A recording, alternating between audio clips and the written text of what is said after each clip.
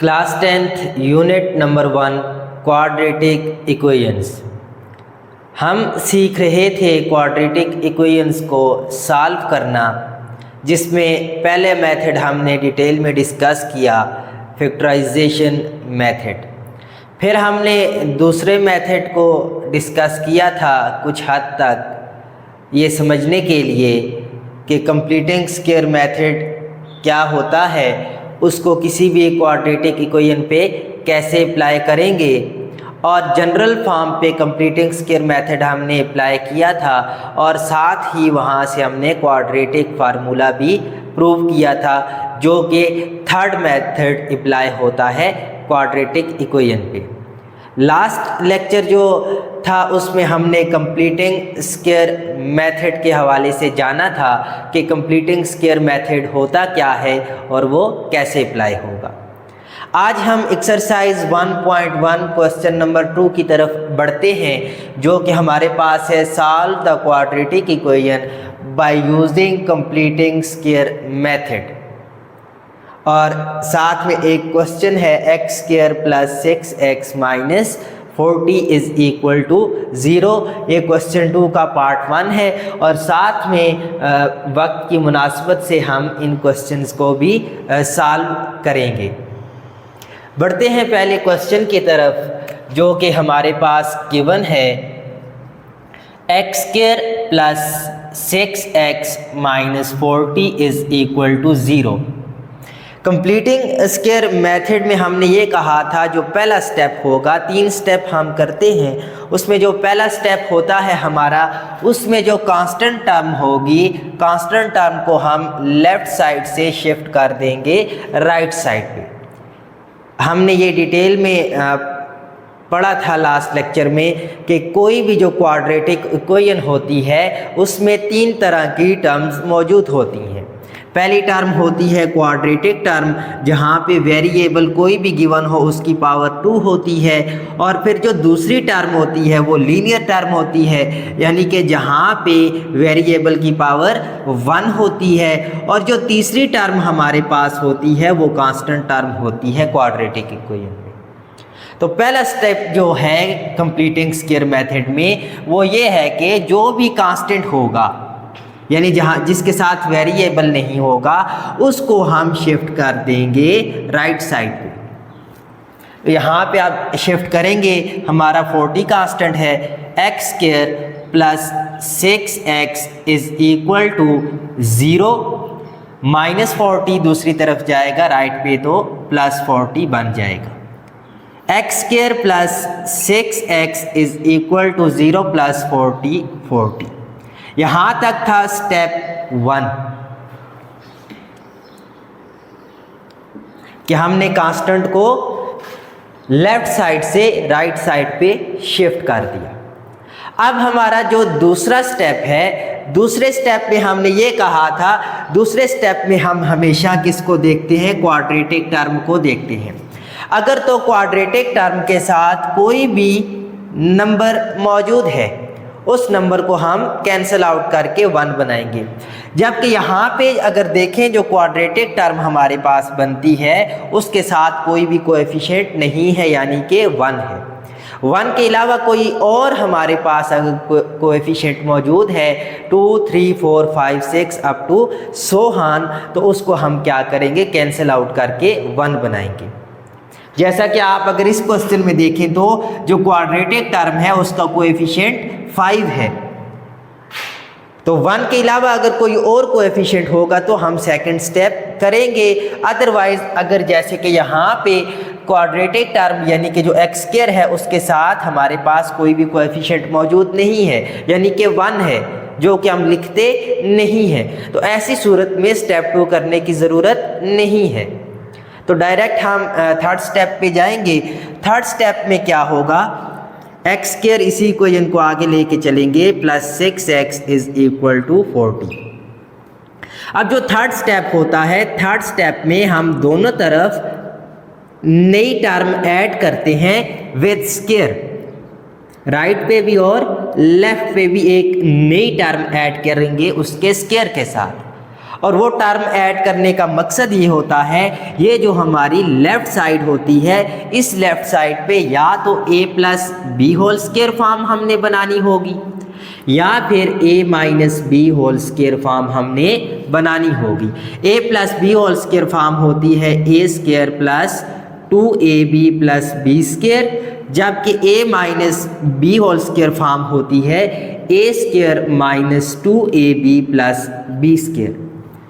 ये जो इक्वेशन की राइट साइड होती है, इस राइट साइड पे ये जो हम राइट पे और लेफ़्ट पे एक नई टर्म ऐड करते हैं स्क्वायर के साथ, उसका मकसद ये होता है कि ये जो हमारी लेफ़्ट साइड है, इस लेफ़्ट साइड पे हमने या तो a plus B whole square form तैयार करनी है या फिर a minus B whole square form तैयार करनी है। उस फॉर्म के लिए हमें दो चीज़ें जो ज़रूरत होती हैं, उसमें एक होता है a स्क्वायर और दूसरी चीज़ जो है मस्ट है वो b स्क्वायर है।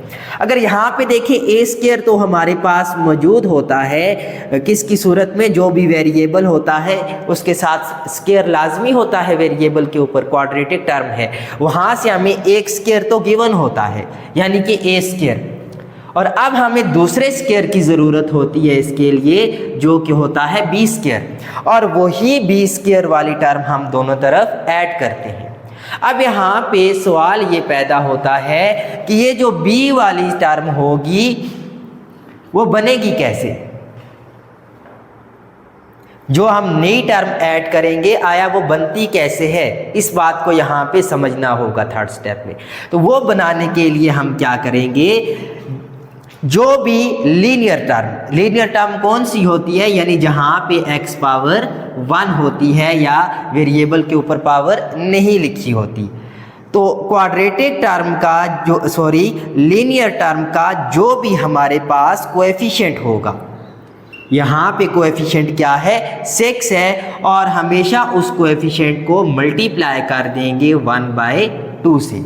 यानी कि अगर मैं यहाँ की बात करूँ, यहाँ लीनियर टर्म का कोएफिशिएंट क्या है b है, और जो थर्ड स्टेप होगा उसमें हमेशा जो लीनियर टर्म का कोएफिशिएंट होगा उसको मल्टीप्लाई करेंगे 1/2 से, और जो भी आंसर हमें मिलेगा उसको दोनों तरफ ऐड कर देंगे उसके स्क्वायर के साथ। और अब यहाँ पे अगर देखें, जो लीनियर टर्म है उसका हमारे पास कोएफिशिएंट 6 है, और 6 को मल्टीप्लाई किया 1/2 से, और इसको मज़ीद सिंप्लीफाई करें तो 6 मल्टीप्लाई बाय 1 6 डिवाइडेड बाय 2, और 6 divided by 2 1 2 is 2 and 3 2s are 6, यानी कि 3 हमारा आंसर है।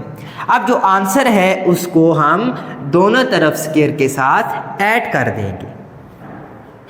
अब हमारे पास दो चीज़ें मिल गई हैं, एक है a स्क्वायर और दूसरी चीज़ b स्क्वायर हमारे पास मौजूद है। अब कमी किसकी है, यहाँ पे 2ab की। इस तरफ हमें एक चीज़ अब चाहिए है, वो है 2ab।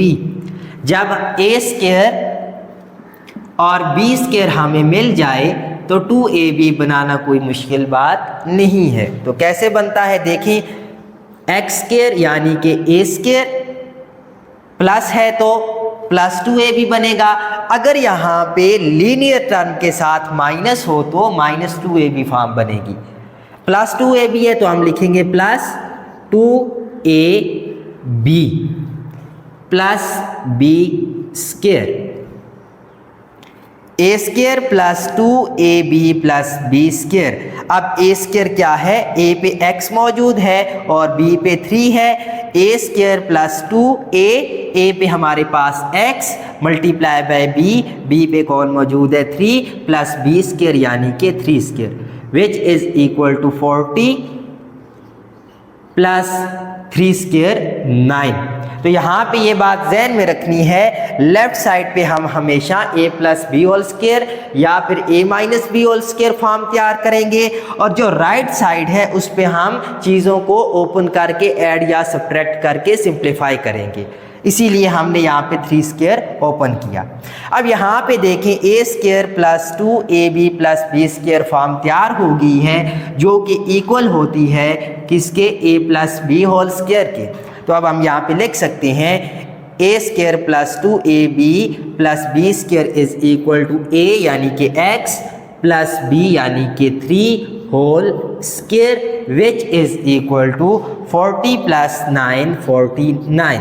और यहाँ पे रीज़न हमने क्या है कि A square plus 2ab plus B square is equal to A square plus 2ab plus B square is equal to a plus B whole square.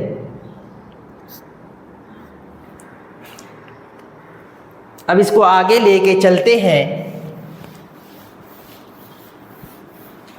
हमारे पास जो लास्ट स्टेप बना था वो क्या था, x plus 3 whole square which is equal to 49। तो quadratic equation हो, चाहे क्यूबिक इक्वेशन हो, चाहे लीनियर या किसी किस्म की इक्वेशन हो, तो उस इक्वेशन में हम क्या करते हैं, हमेशा जो भी वेरिएबल गिवन होता है उसकी हम वैल्यू या उसका रूट फाइंड कर रहे होते हैं इक्वेशन का। तो यहाँ पे वेरिएबल हमें x गिवन है, तो हम अब x की वैल्यू फाइंड करना चाह रहे हैं। तो यहाँ पे स्क्वायर है, तो स्क्वायर को ख़त्म करेंगे। सबसे पहले हमेशा स्क्वायर को ख़त्म करने के लिए क्या करते हैं, हम स्क्वायर रूट का सहारा लेते हैं। Taking square root on both side of equations. तो क्या है, x plus 3 whole square is equal to 49। अब क्या ले लेते हैं, स्क्वायर रूट लेंगे। स्क्वायर रूट यहाँ स्क्वायर से क्या हो जाएगा, कैंसिल हो जाएगा, x प्लस 3 बच जाएगा। और ये बात ज़हन में रखनी है, जब भी हम लीनियर इक्वेशन के अलावा क्वाड्रेटिक, क्यूबिक या कोई भी इक्वेशन सॉल्व कर रहे हैं, तो जब हम उसमें क्वाड्रेटिक इक्वेशन को सॉल्व कर रहे हैं, जब भी हम दोनों तरफ स्क्वायर लेंगे तो जो हमारी राइट साइड है, राइट साइड में हमेशा प्लस माइनस लगाएंगे। प्लस माइनस क्यों लगाते हैं ये हम आखिर में जाके डिस्कस करेंगे। और यहाँ पे प्लस माइनस अंडर रूट 49 हमारे पास किसके इक्वल होता है, 7 के। यानी 49 कितना होता है, 7 स्क्वायर। स्क्वायर रूट से कट जाएगा, हमारे पास क्या बच जाएगा, 7। प्लस माइनस अंडर रूट 49 किसके इक्वल है, 7 के।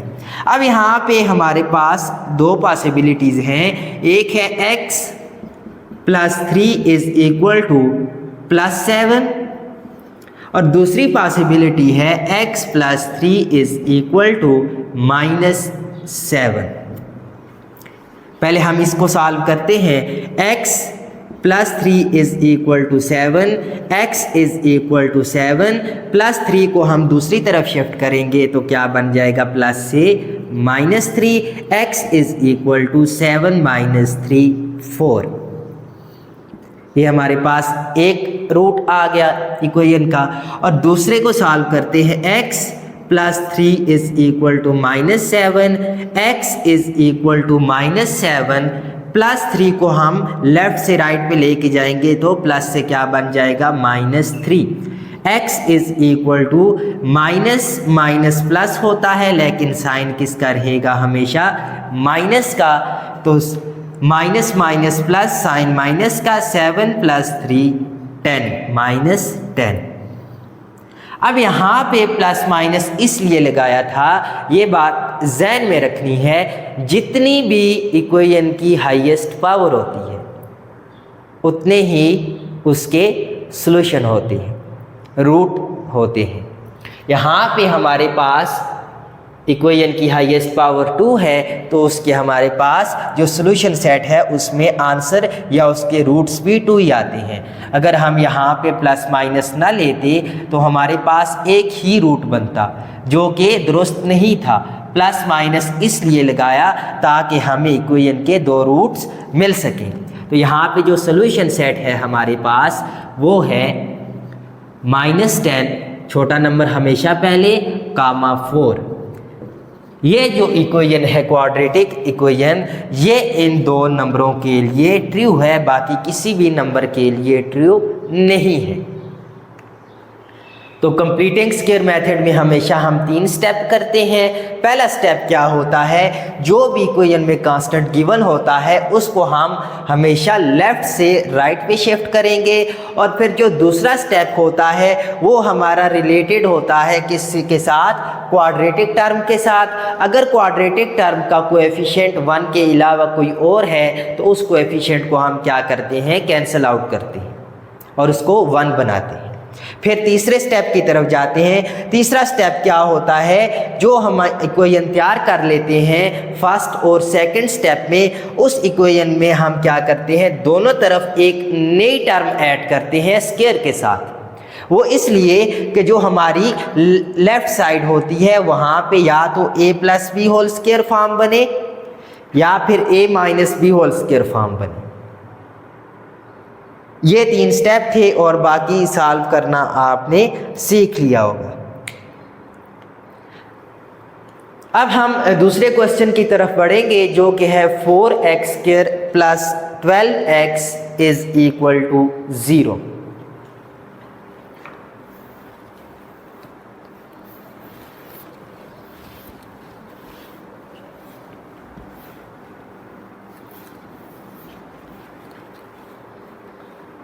क्वेश्चन नंबर 2 है हमारे पास 4x² + 12x = 0। सॉल्व करते हैं इसको।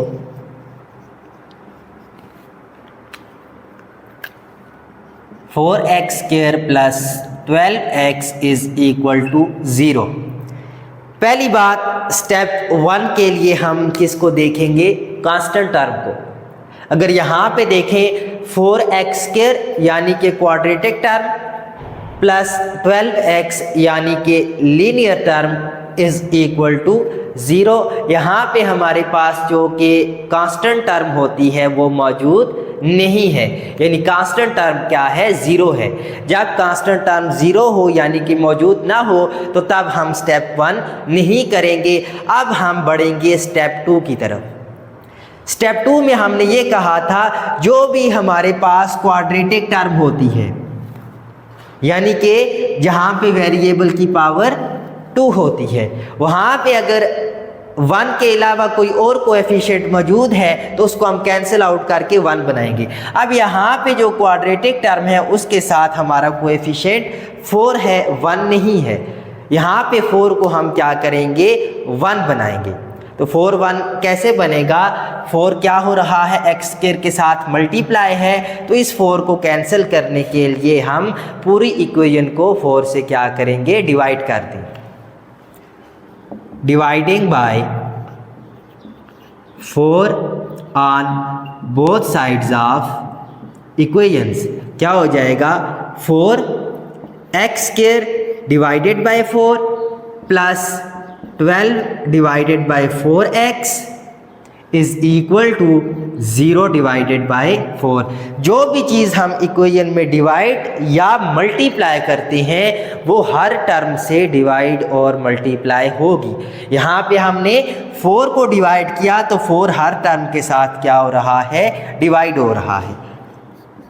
4 से कैंसिल आउट हो जाएगा तो बच जाएगा x² plus 12 divided by 4 1 4 4 and 3 multiply by 4 12, तो 3/1 यानी कि हमारे पास बच जाएगा 3।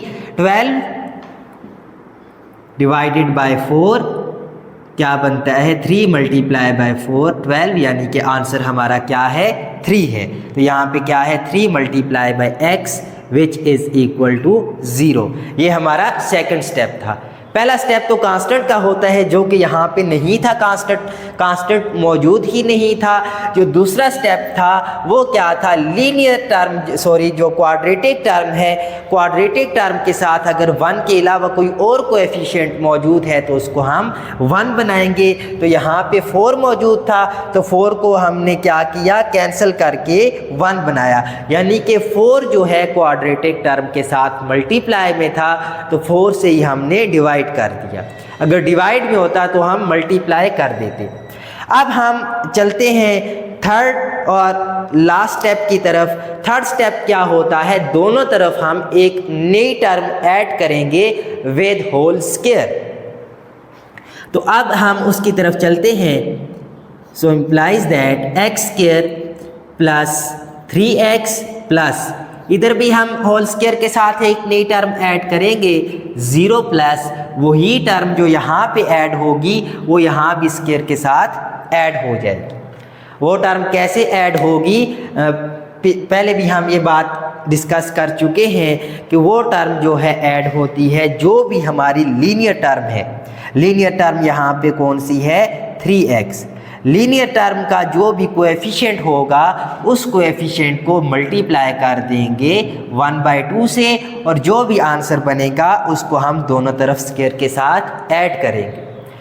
3 1 is 3 divided by 2। तो यहाँ पे हमारा आंसर क्या है, 3 डिवाइडेड बाई 2, जो कि मज़ीद सिंप्लीफाई हम नहीं कर सकते, पॉइंट फॉर्म में आंसर चला जाएगा। अगर करें भी तो यहाँ पे हमने फुल फॉर्म ही रखनी है। तो दोनों तरफ क्या ऐड होगी नई टर्म, 3/2 होल स्क्वायर के साथ इधर भी ऐड होगी और 3/2 होल स्क्वायर के साथ इस तरफ भी ऐड होगी। अब हमारे पास a स्क्वायर भी बन गया और b स्क्वायर भी बन गया।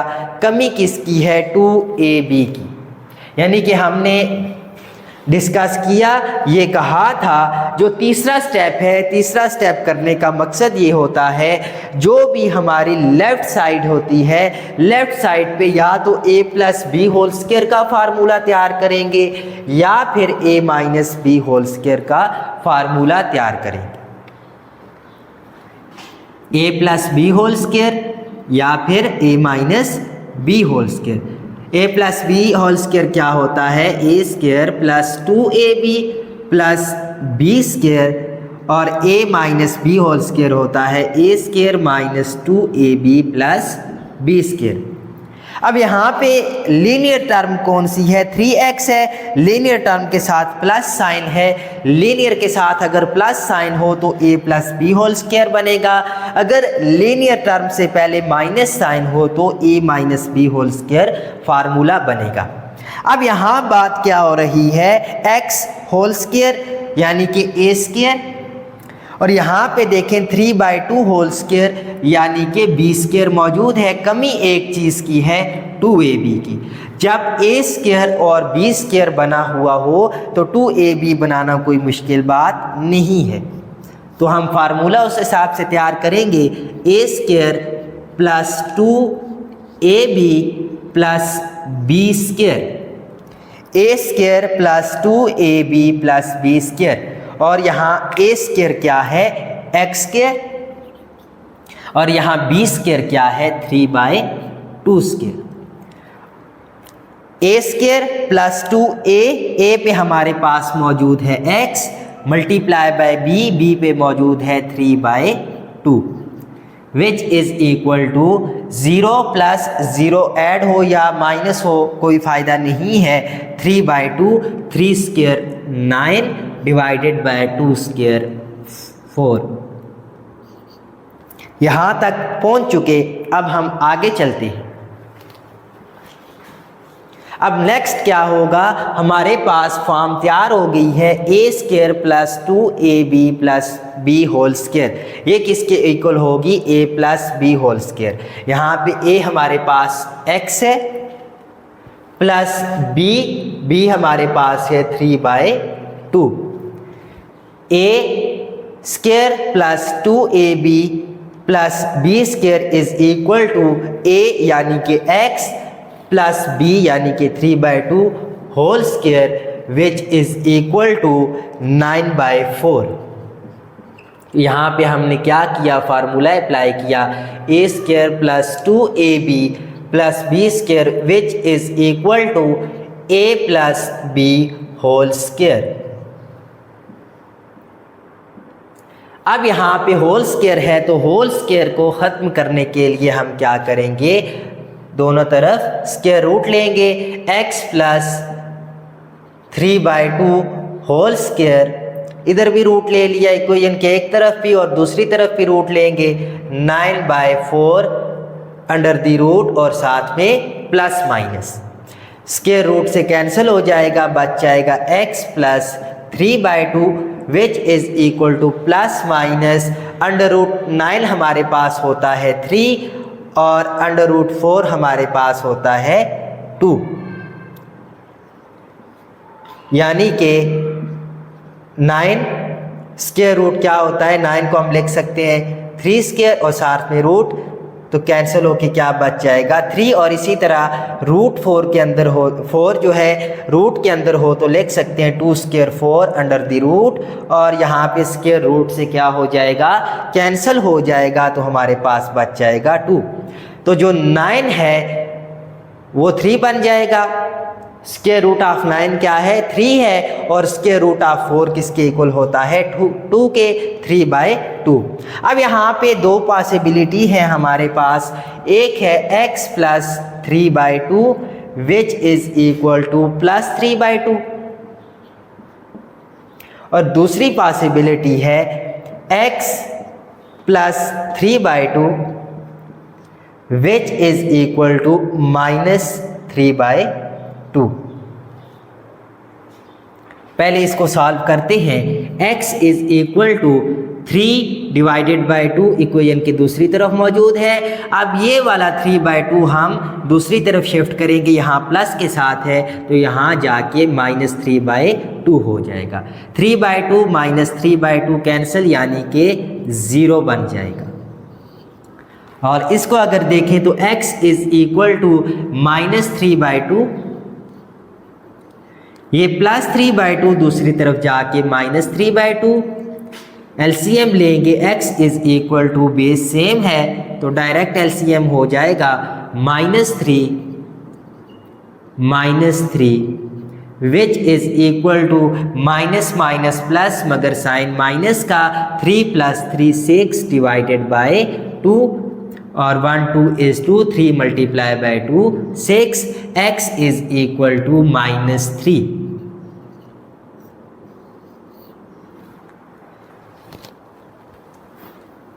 सामने लिख देते हैं x इज इक्वल टू -3।